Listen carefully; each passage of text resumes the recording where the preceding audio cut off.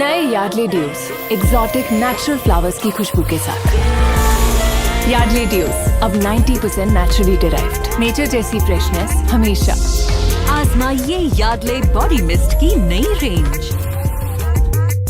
Hotels का इतना लो rate? Only on Agora, might.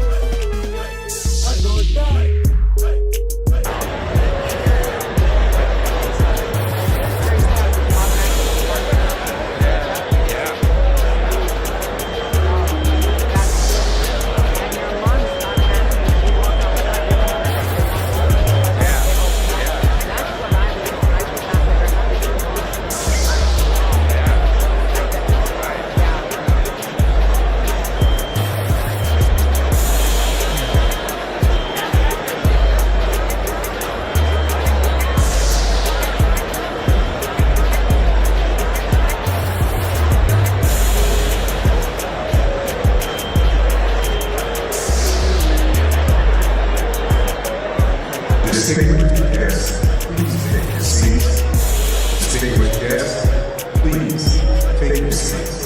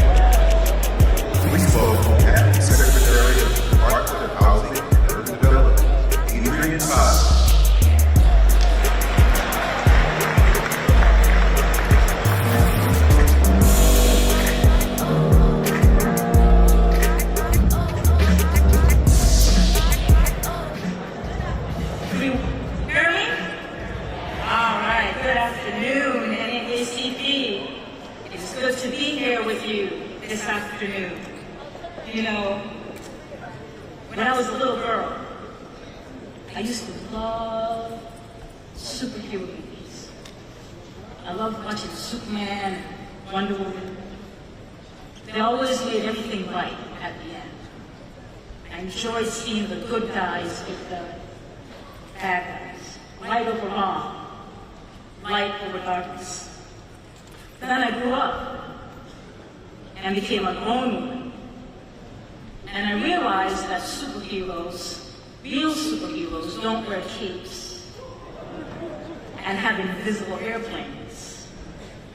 Heroes are the people like NAACP who fought for our rights and access to schools, access to better housing, and access to jobs.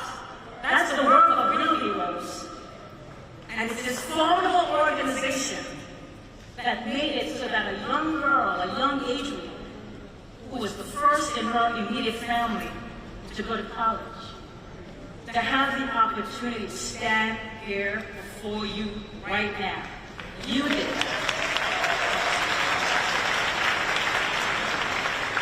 So I want to thank you for helping my family and, quite frankly, generations of black families across the country who are better off because of your work. And I want to thank President Johnson for continuing to fight.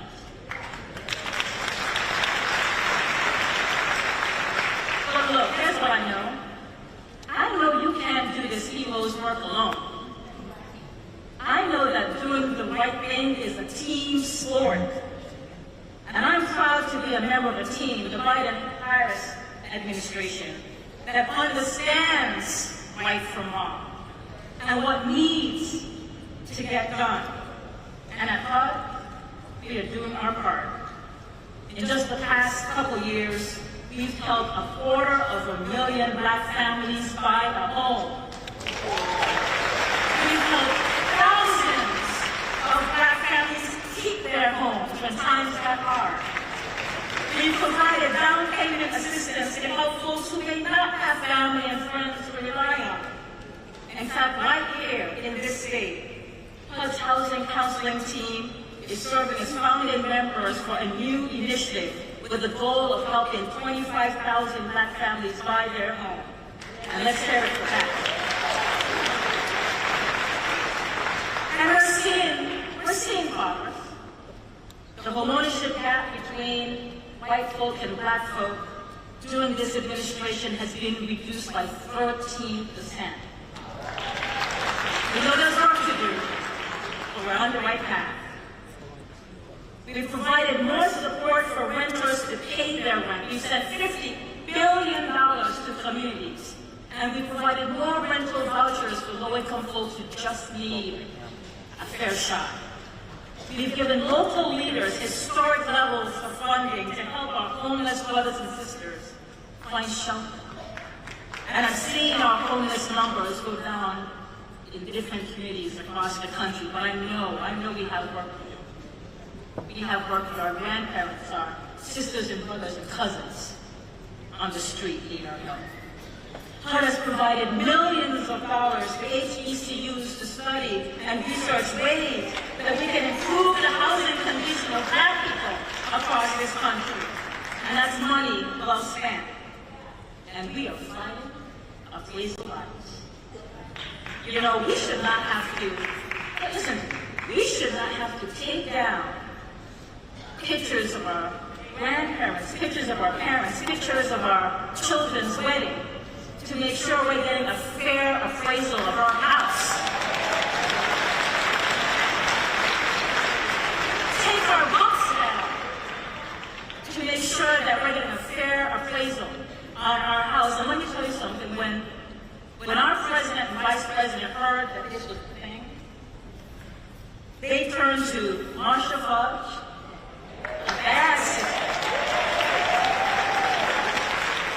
a woman I'm proud to have called my boss, and then she retired on me. I know, I still talk to her about that. But they turned to Marsha Fudge and Susan Rice and said, we have to figure this out. And we have been on this journey to make sure that we're not just working to make sure people are empowered with information. People thought that that's what you did. That's not what you did. That was wrong.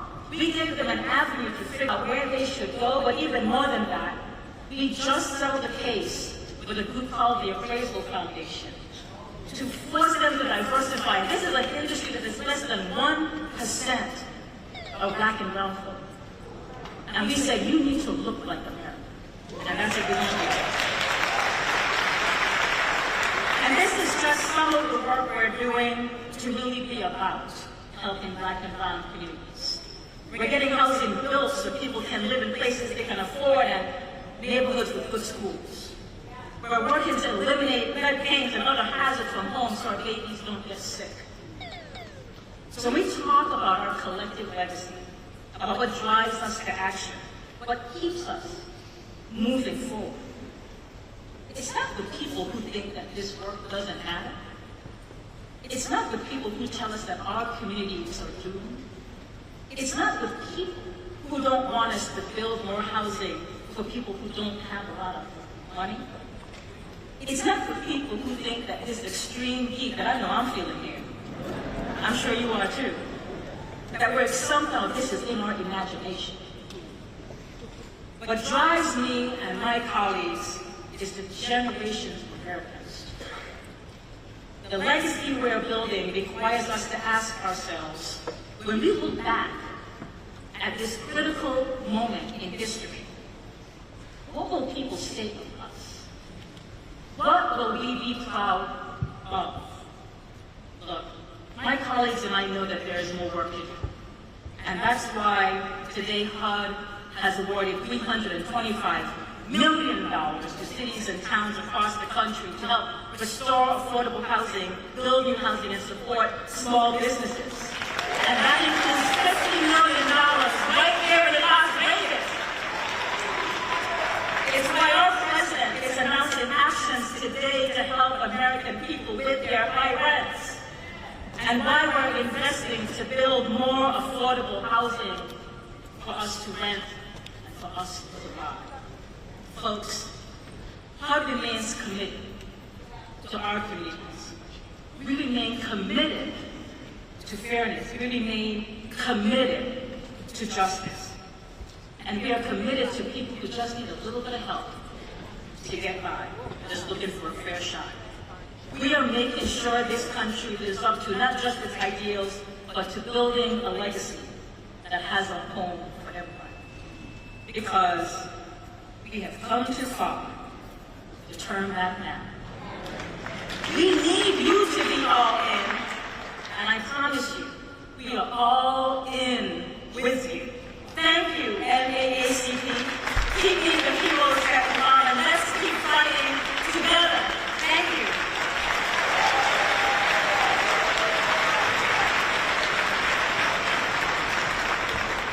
Welcome to the stage, and please welcome Assistant Attorney General of the Civil Rights Division of the Department of Justice. Here is Kristen Clark.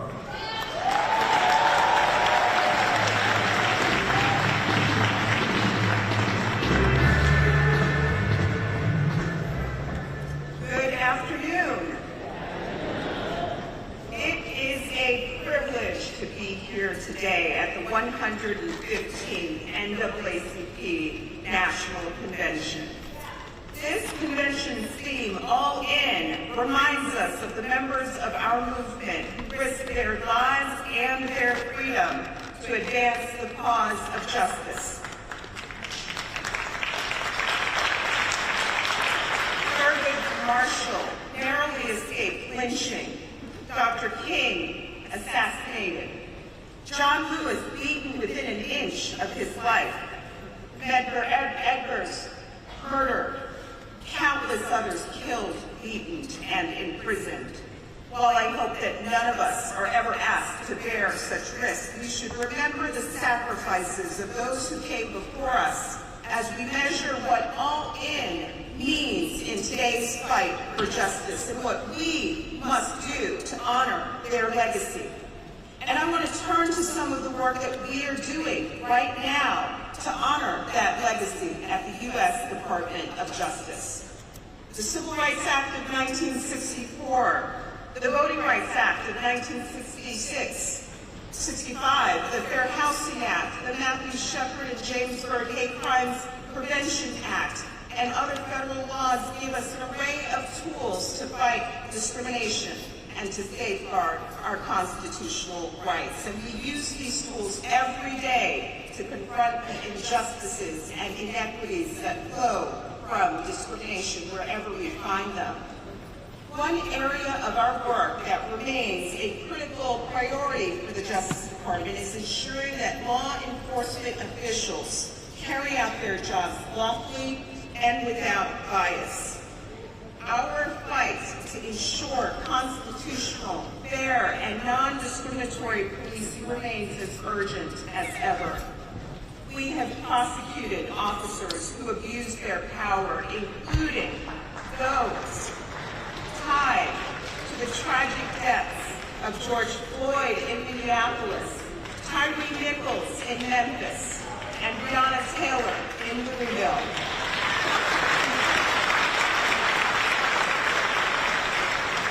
We have prosecuted 6 former officers who tortured and viciously abused 2 black men in Rankin County, Mississippi. This group called themselves the Goon Squad, and they carried out one of the most heinous acts of brutality that we have seen in this century. The lead defendant was sentenced to 40 years in prison. We have investigated law enforcement agencies engaged in a pattern or practice of conduct that violates the Constitution, including in Minneapolis, Louisville, Memphis, New York City, Louisiana, and Lexington, Mississippi.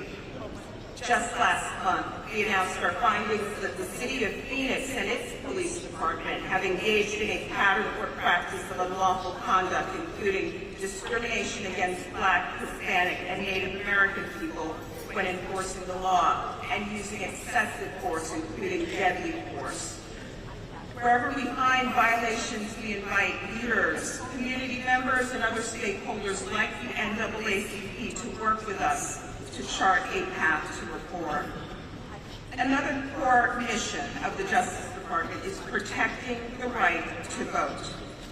Sadly, we can't ignore voter suppression laws that are spreading like poison ivy across the country. Discriminatory and burdensome restrictions on access to the ballot are undermining the rights of Black voters and voters of color. But that's not stopping us. We have filed suits across the country, including over 30 statements of interest in cases, because we believe that every eligible American should be able to exercise their voice in our democracy.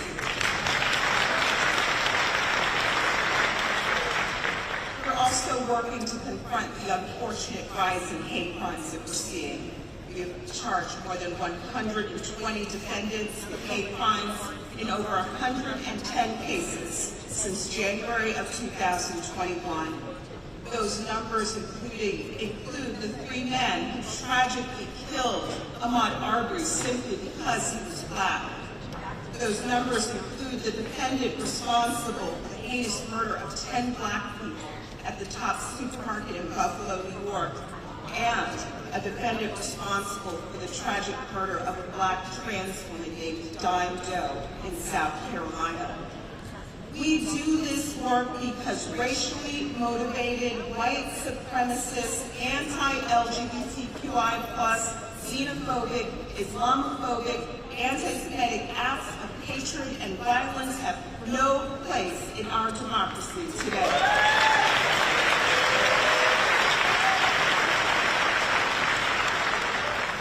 We're also ramping up the fight for environmental justice. We know that climate change disproportionately affects communities of color. For example, in 2021, the EPA found that Black Americans are 34% more likely to live in areas with unacceptably high projected increases in childhood asthma diagnoses. We have launched multiple investigations to ensure that no one's ability to live a healthy life is dictated by their race or their zip code.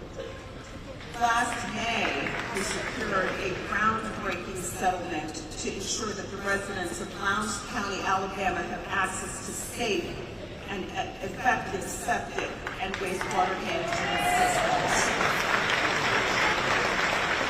Whether we are talking about lead wastewater, illegal dumping, or exposure to raw sewage, we cannot tolerate these injustices in our communities today.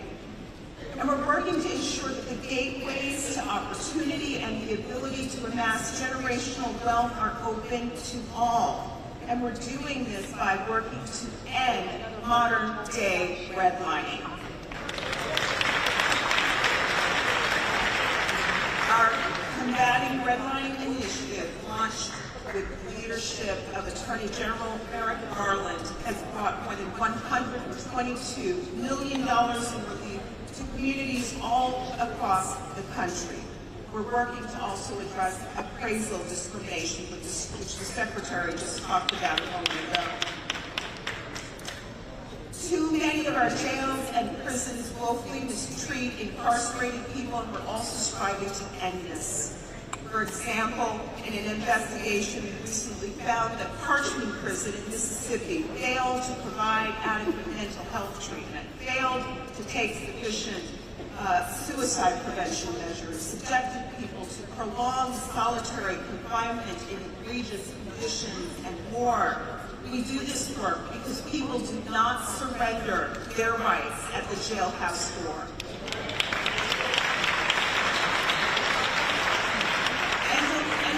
This is just a small sample of our work. As I close, I want to note that through our efforts to protect civil rights, we recognize that an all-in fight for equality requires just that. All of us. Never has that been truer than it is right now. As one of the great founders of the NAACP once noted, W.E.B. Du Bois, now is the accepted time, not tomorrow, not some more convenient season. It is today that our best work can be done, and not some future day or future year. It is today that we fit ourselves for the greater usefulness of tomorrow. Today is the seed time. Now are the hours of work, and tomorrow comes the harvest. So NAACP, I promise you that the Justice Department, the People's Justice Department, will continue to stand alongside you and all those who work and fight for equal justice in our country. We will not give up. We will not wait for some more convenient season. We are all in now, and we will remain all in until we can reap the harvest. Thank you.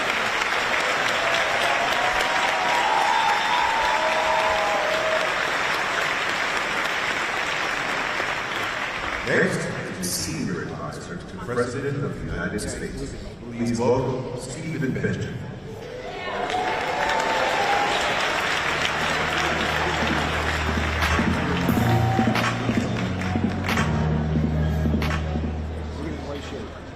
That's some pretty cool walkout music, Congressman. I'm not sure what that was. I'm going to be very brief. I served as senior advisor to the president. I run public engagement at the White House. My first real title was as president of the Youth and College Division of the South Carolina NAACP.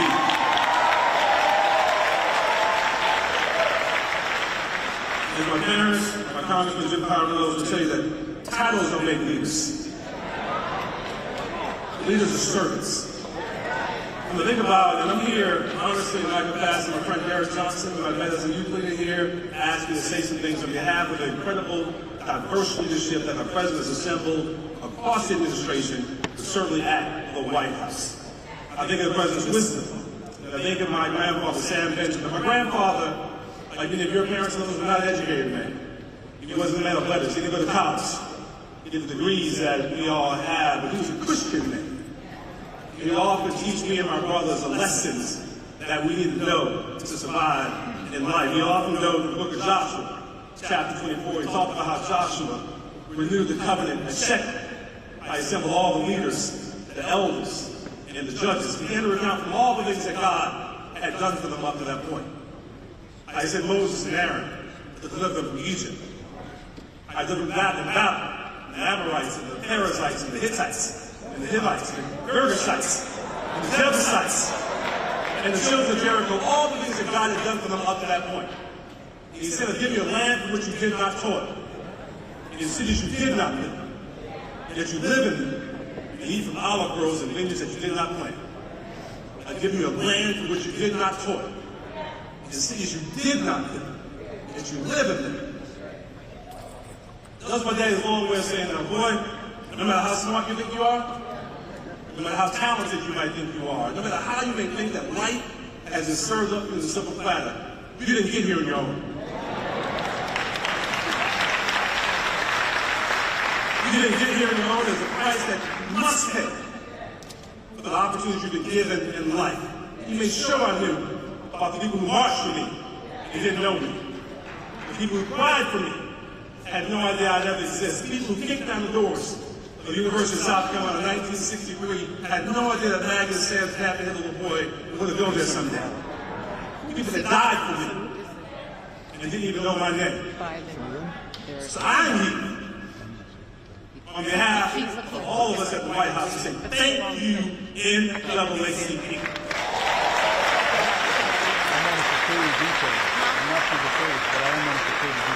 Thank you for fighting the fight. Thank you for never stopping fighting the fight on behalf of all of us.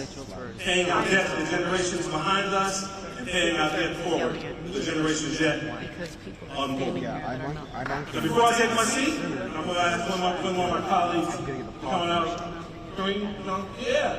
Kareem. Does an amazing job. On behalf of the ground here today.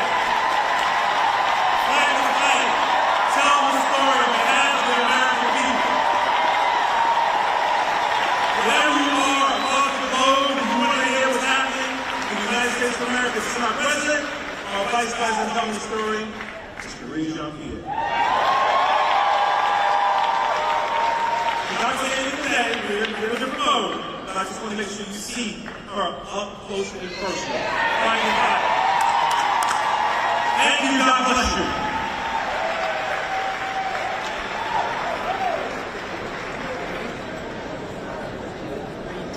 It's one thing to thrive, but it's another thing to do it for us. What does it mean to be Black and thriving? It means basking in our culture, our unique influence, our rhythm of joy. It means celebrating our community, our alma maters, our villages of pride and excellence. It means taking center stage, painting the town black, setting the standard on what it takes to be bold, talented, and revered. It means putting Black America first. No need to get us luck.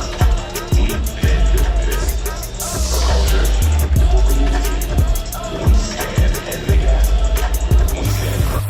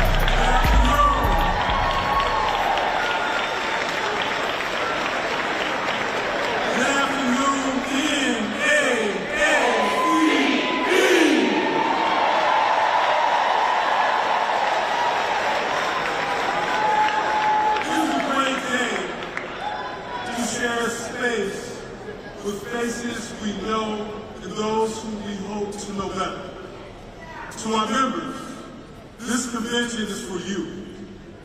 From Arkansas to Alaska, the NAACP runs on people power. Because Black Americans know that our community is what carries us forward. To our friends at the National Bar Association, thank you for your decades of partnership and advocacy on behalf of the Black community in courthouses throughout the country. And to the members of the CBC, the conscience of the Congress.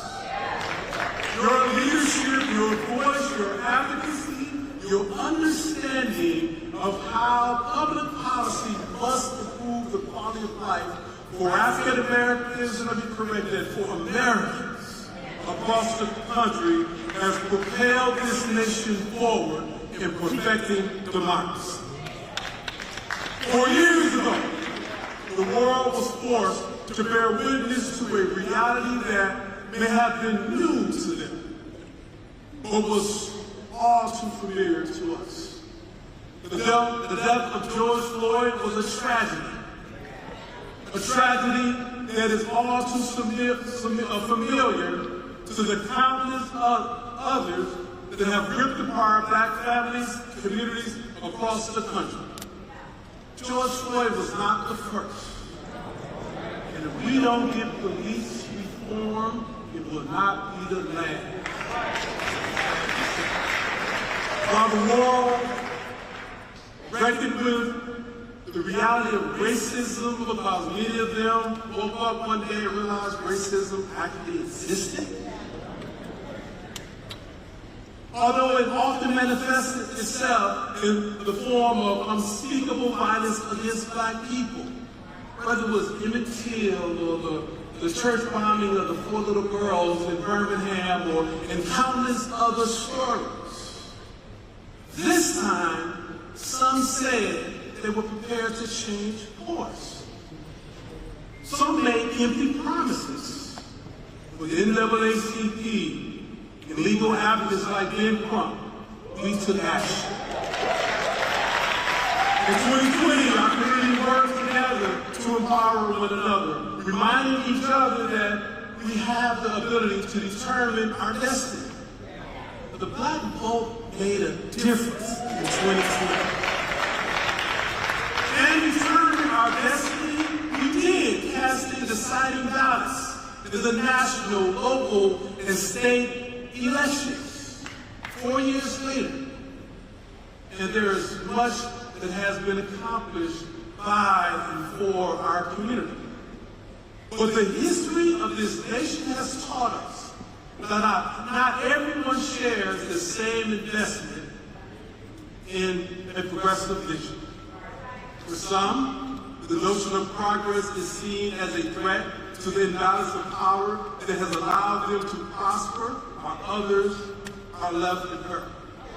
The rejection of collective advancement and achievement has created division, pitting community against community, breeding extremist ideologies that leaves no room for compromise or conversation. After the abolishment of slavery, it was Jim Crow. After the Civil Rights Act, it was the war on drugs. After the election of the first Black president, it was Make America Great Again. And now, after the racial reckoning that a Black man lost his life, that all of us seen on social media platforms, on cable news, on broadcast news, the response is Project 2025. Over the past 4 years, we've worked to make education more equitable and accessible while widening the opportunity to increase economic output through organizing, advancing, and working with the current administration to cancel over $160 billion in student debt. Teachers, for the first time, qualify for home ownership or increasing the quality of housing stock that they are able to get for their families. However, Project 2025 not only seeks to revert that progress, but to dismantle the Department of Education that provides a pathway to opportunity for all Americans. But the planned assault on education does not stop there. Project 2025 seeks to return back the rights to states. For those of us who live in the South, we know when the dog whistle of state rights, what it truly means. And they're seeking through this states' rights approach to gut Title I, which would lead to the divestment of our public schools, hitting our community hardest. What would this nation be without a public education system for all children providing quality education?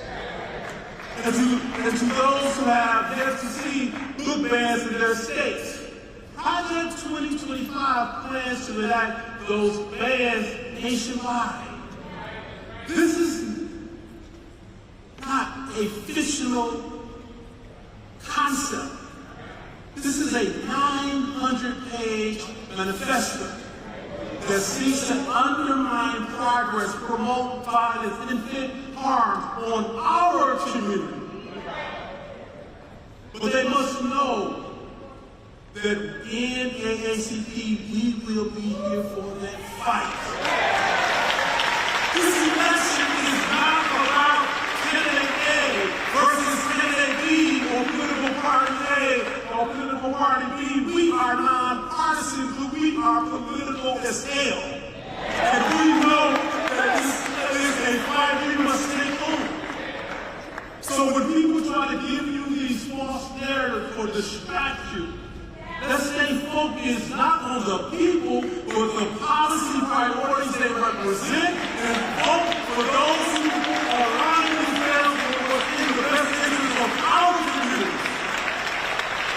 And I can assure you, if you do that, it's in the best interest of America. The Black community has saved democracy many times before, and we're being called on to save democracy once again. There must know that we are all in on making college more affordable for all. They should know that we are all in on fighting for a reality where Black history is recognized because it is American history.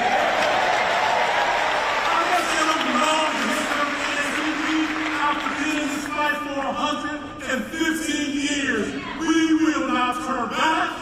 We will continue the fight, and we will win this battle. We are not obsessed, and we're not backing down. They need to know that we're all in.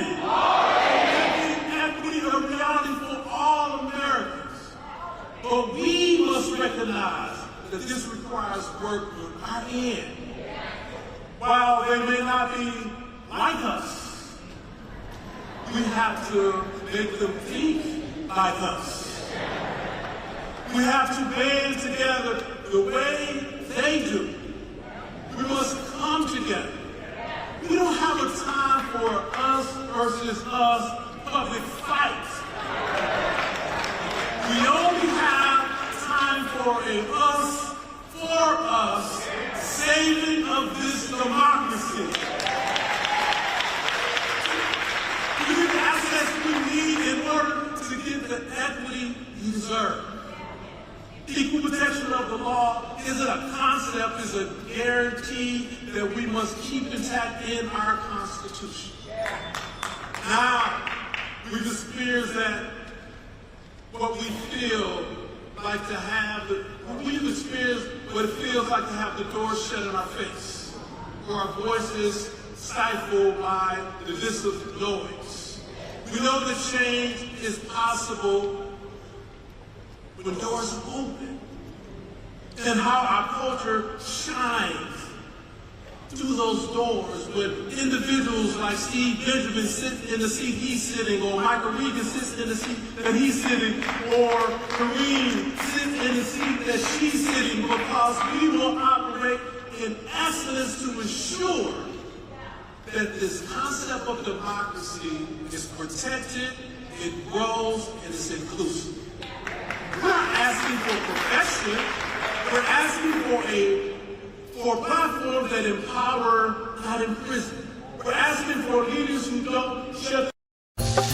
चच्चू हिले बच्चू हिले भल्ला हिलेला अरे झांझ ऐसी दैया सच्ची Mrs Mishra, ये झांझ इतनी दूर तक हाओ। इमामी का नया स्ट्रॉन्ग कच्ची घानी सरसों तेल दे साधारण सरसों तेल से ज्यादा झांझ। Emami healthy and tasty strong सरसों तेल। But it's all in on getting it done. And with that being said, I am honored to welcome the 46th President of the United States of America, Joseph R. Biden.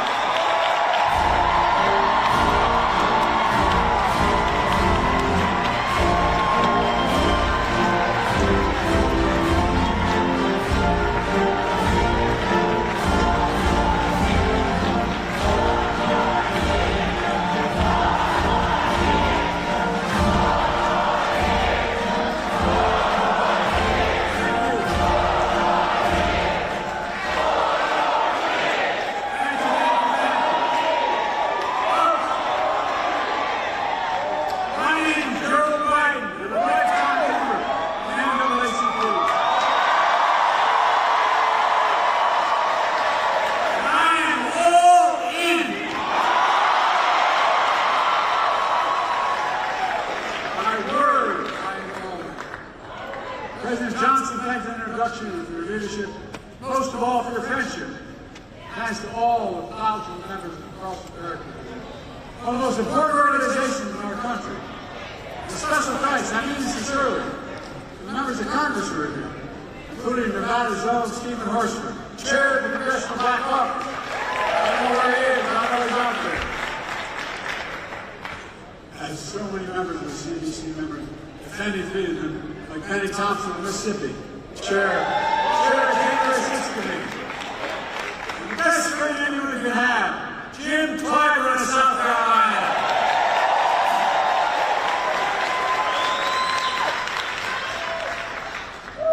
In case you didn't notice, Jim turned around. Look, June 1947, Harry Truman became the first president to speak at this convention. And he was remembered for a lot of things. To help the NAACP, he desegregated the military. He laid the groundwork for the civil rights agenda. He built upon President Kennedy by that. President Johnson signed the Civil Rights Act of 64, 60 years ago. Harry Truman was president. He was often counted out. He was also known for something else. The story goes, Truman said, "You want a friend in Washington? Get a dog." Guess what? After the last couple weeks, I know what he means. But that's why it's so good to have real friends. I'm not being solicitous. I have real friends. So many of you had my back, but I think I've had yours as well.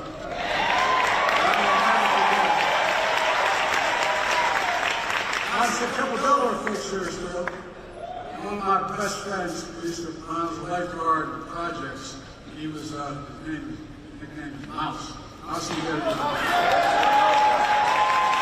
Ended up running longshoreman, loyal as hell. I'm truly honored to be here. It is this tense moment in this country. It is a tense moment. Just a few days after the assassination attempt on Donald Trump, we're grateful he was not seriously injured. We continue to pray for him and his family. It's time for an important conversation in this country. Our politics has gotten too heated. I said the Oval Office last Sunday night, as they made clear throughout my presidency. We all have a responsibility to lower the temperature, temperature and condemn violence in any form. You gotta remember, America went out of enemies for friends, for neighbors, for fellow Americans. Most importantly, was fully and firmly reject not only physical violence, but violence of any kind. Period. No exception. I have to say with one voice, violence is not the answer. That's what we should rally around as a nation. That's the unity I'm talking about. Two organizations know that better than the NAACP. For the race riots in Springfield, Illinois in 1908, the NAACP was formed. That's what started it. You know the pain and the price of violence. To understand, if you're going to talk about standing against violence, you must stand against all violence. You must stand against violence perpetrated against presidential candidates in Pennsylvania. You must stand against all violence. Violence perpetrated against George Floyd in Minnesota. Against black veterans like police officers, Eugene Goodman, January 6th. Black election workers like Kirby Freeman, Shane Moss in Atlanta. That's to stand against the violence and intimidation, white supremacy, the murder, innocent lives in the grocery store in Buffalo, New York when I went up there. Mother Emanuel Church in Charleston, South Carolina. Stand against the violence of murdered children in Shady Hook and Uvalde. Country goers in Las Vegas. Innocents on the street all across America that never make the news. There's Uvalde every day in the communities across the country. Go to the outspoken on one, don't be silent on others.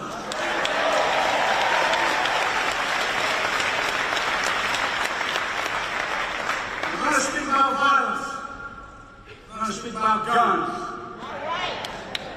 More children in America die of a gunshot wound than any other reason that studying that is sick.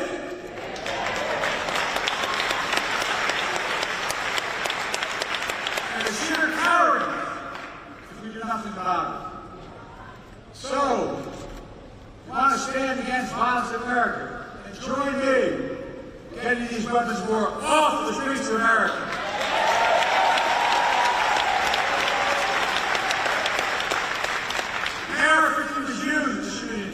Donald Trump. This was the assault that killed so many others, including children. It's time to outlaw them. I did it once and I will do it again.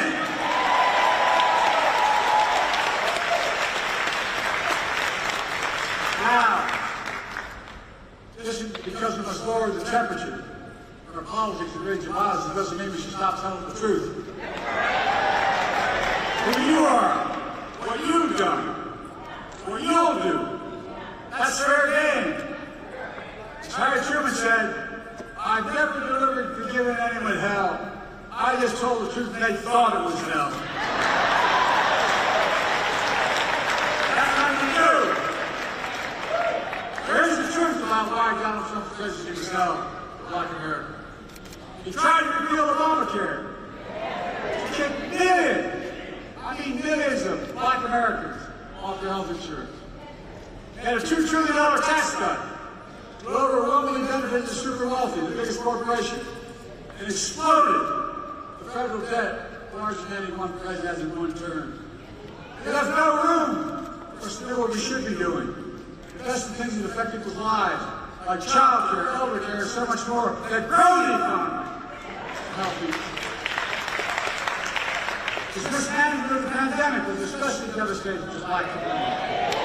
I know other countries, other communities would call it. That economic crisis drove up Black unemployment, decimated small Black businesses, and you peacefully protested George Floyd's murder. Donald Trump called for the National Guard to go after him. What the hell's the matter with this man?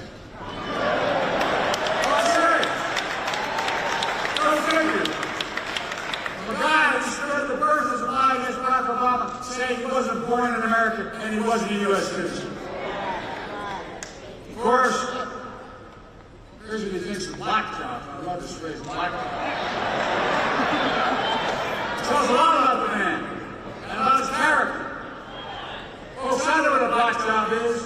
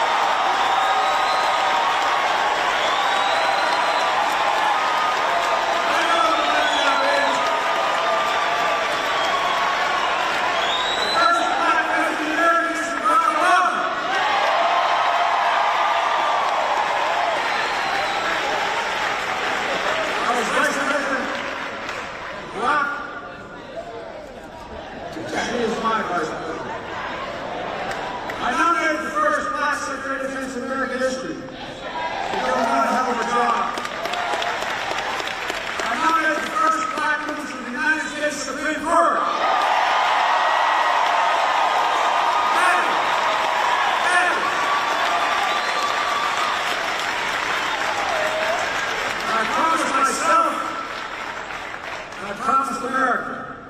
My administration would look like America. I'm proud to have the most diverse administration in all of history. It's after the full talents of the nation. That's who we are. These guys don't get it. That's why we're so successful. I'm serious. That's what makes us the greatest nation on earth. It's not hyperbole. Folks, because of you, I'm President Kamala Harris and Vice President.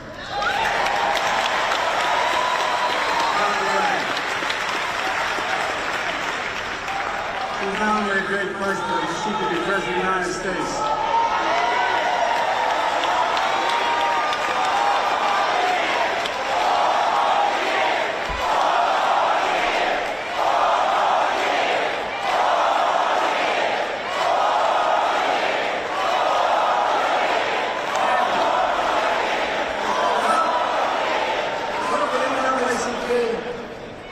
Elected members of the Congress, we've got so much done. Seriously, the presidential historian said we've gotten more done of consequence than any president since Franklin Roosevelt. Just think about where the community was when I came to office. Think about how far the black community has come. We still got a long way to go. COVID no longer controls our lives. Our economy is not going to be literally the strongest economy in the world. Historic low black unemployment. Record growth of black small business. Let me say this again, because Trump is lying like hell about it. Black unemployment hit a record low under Biden-Harris administration.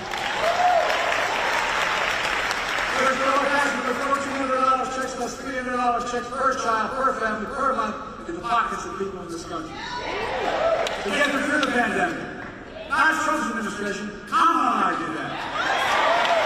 We put no money in the pockets of anyone. We cut back, and as a consequence, we cut black child poverty in half. And when we finally get it through to people, my economic policy grows the economy, which is money. Grows it. We grew the American economy to the strongest in the world.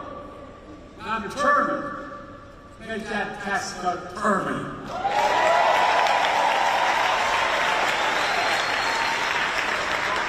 No child should ever go hungry in America. By the way, all the data shows we can't let them tell us we drive up deficits. They drive up deficits. When you have child care, guess what? Mom or dad can work. And the child can be saved. We're connecting black neighborhoods. We're cut off from old highways and disinvestment decades ago. My city of Wilmington, Delaware, I-95 runs up through what used to be the black community, divided, 6 lanes wide. We're going to make sure that the state's on it. We're going to be able to pave over at the top of that and still have a highway. Connecting neighborhoods. We're moving, which is costly. Every poisonous lead pipe in a house in America, so every child could drink clean water. Without fear of brain damage. We're delivering high-speed and affordable broadband. No child should have to sit out in the parking lot with their moms in front of McDonald's so they can get online and do their homework. And because of you, not only protecting Obamacare, you allowed me to increase it, making health care more affordable, and by the way, more than it's ever been, millions of African Americans have now had health care because of it. We're putting home ownership within reach. How do you generate generational wealth, no matter what community you're from? I know how we did it. Everything got stuck in Scranton, we know jobs. Moved to Delaware, dad worked like hell to get down payment to buy a small house. That's how you build equity. As small as a 3-bedroom split-level home with 4 kids and grandpa living, but it was a home, and he was able to build some equity.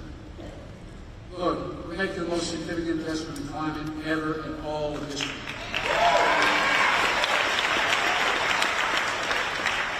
Including the most significant action on environmental justice ever. Look, folks, think about this. My state of Delaware Not many don't know my state. My state Delaware has a Delaware River runs up back. But at the top of the state, there's a half moon, and it comes up along 4 oil refineries on the other side of that half moon, market freaking area, and anywhere in the country, including Houston. And guess what? Wind blows southeast. We had the highest cancer rate for the longest time. Do you know who's affected? Fence line communities. You know the fence line communities are black communities. I promise, as we make this legislation work, we're going to take care of those communities first. First. I mean it. Same way in Louisiana, same way in other places. Look, we released student debt for more than $4 billion. Significant amount of black card. I don't know how many have called me. Say, Mr. President, I got the phone numbers, I called them back. Mr. President, thank you. Couldn't get married. Debt was so large. Couldn't have children. No, I'm serious, you know it. Couldn't buy a home. But what you did, you freed me of my debt, and you gave me $10,000 for a down payment on a home.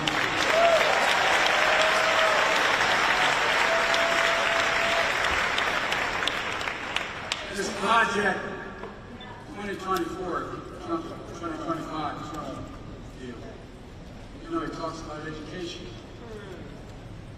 HBCUs are as good as any other university. That's serious. Not a joke. Tom and I have a constant fight. She says Howard's the best. I say Delaware State's the best. My point is this. They don't have the endowment. What are the jobs of the future? The high-tech jobs of the future. You're going to pay a lot of money. They don't have the money for the laboratories. They don't have the money for all that material. So that's why I've invested a record $16 billion in HBCUs.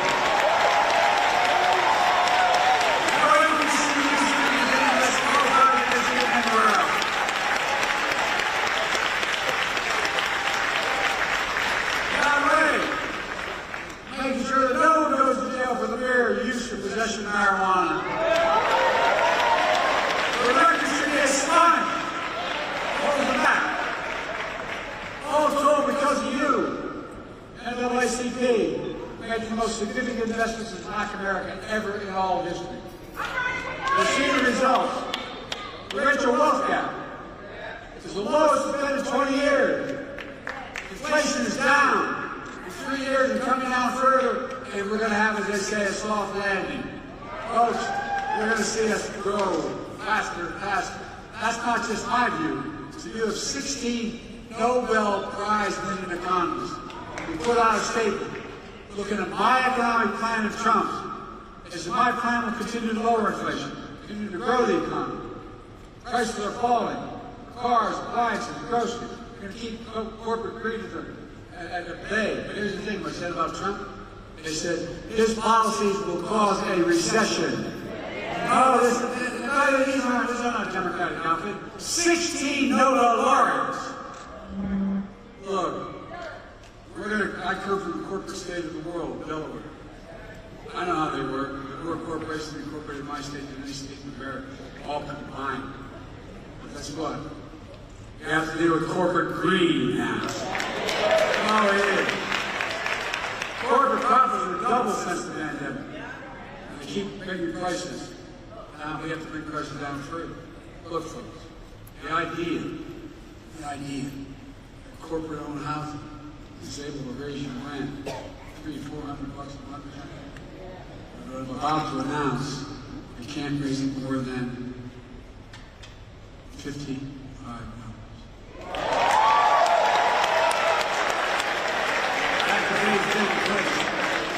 Bottom line is, when this gets started, we know it's not enough to talk about the past.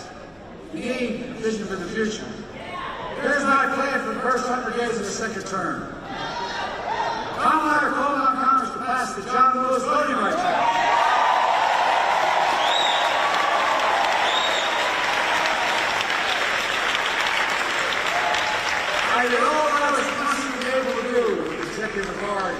but we need the act.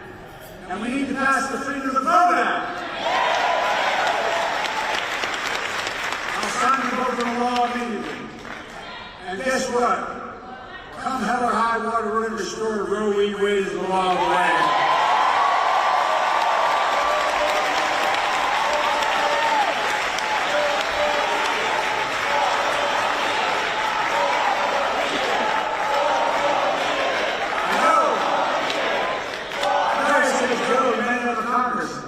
Guess what? Y'all told me I couldn't pass the Inflation Reduction Act.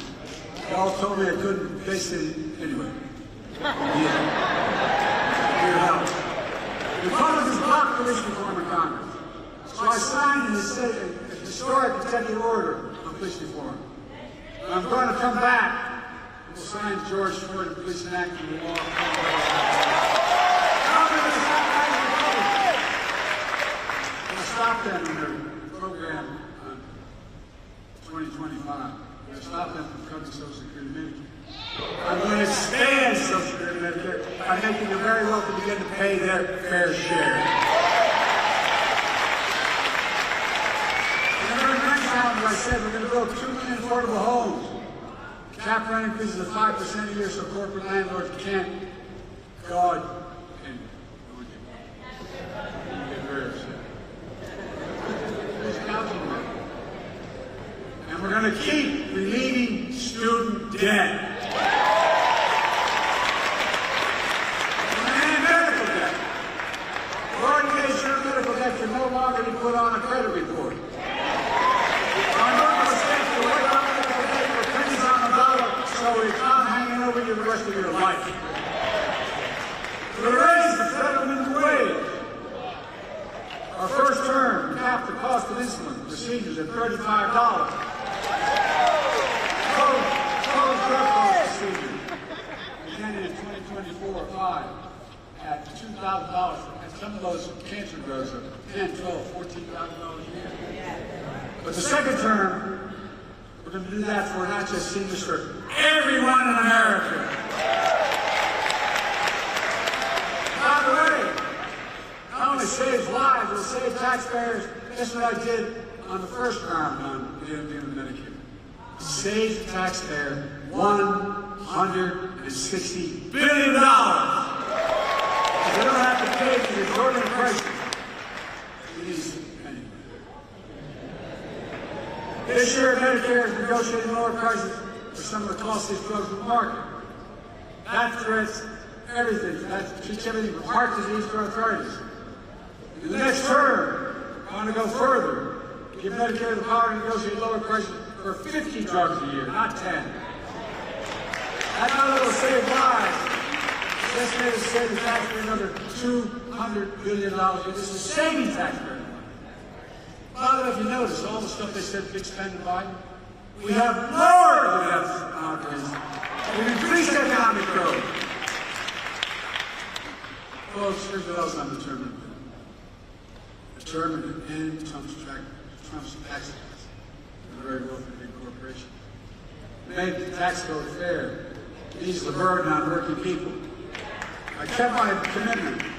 No one making less than $400,000 I never saw in my life until I got elected president. They pay a penny more in federal taxes. But here's the deal.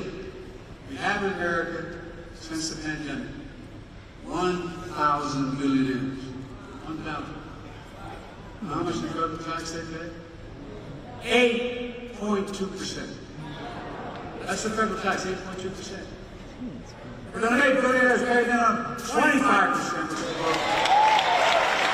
No billionaires should pay the lower tax rate for the teacher, a firefighter, a nurse, a janitor. That's simply ridiculous. And when we do that, that alone will generate $500 billion in revenue over the next 10 years. Allowing us to lower costs for families, and save the government money. We can do more on elder care, child care, bring down the federal deficit, so much more. It's not rocket science, folks. But they've convinced us that any spending the money is costly. It's saving money. Like God's truth is saving money. It's vitally important. Now, the next president of the United States could appoint 2 or more justices to the Supreme Court. Just imagine. I know this case. Folks, my vision of the future will continue to be all about working people in this nation. All that, my whole career, go back and look at it. I've not been perfect by any stretch of the imagination. But a simple proposition, Chairman, I come from neighborhood. Everybody deserves a shot. Just a shot. No guarantee. Give hate no safe harbor. They go behind. That's a stark contrast to my predecessor, Megan Fisher. They'll do everything, undo everything the NAACP stands for. But now they're trying to deny it. They're lying about their Project 2025. They want to deny your freedom, freedom to vote, have your vote counted. They impose the nationwide ban on abortion. New Vice President, you ever any doubt, man, just take a look at what he's been saying. They want to prosecute political enemies. They want to cut Social Security and Medicare, rip away protection for millions of pre-existing conditions, over 400 million people. Stop Medicare from negotiating lower prescription drug prices, risking people's lives, costing the government more money. They eliminate the Department of Education. Oh, you ought to read it. Saying it's a state issue. Give me a break, state. You know how well we do with the states. We would cut school lunches, eliminate the Head Start program for lower-income children. Allow boys to stop paying overtime. Employers, stop paying, catch this one, stop paying overtime, hourly workers. Just such a good. But give the very wealthy and big corporations good taxes. They've already eviscerated affirmative action. They've also decimated diversity, equity, and inclusion all across American life. We're already trying to do it by banning books, trying to erase Black history. Black history is American history.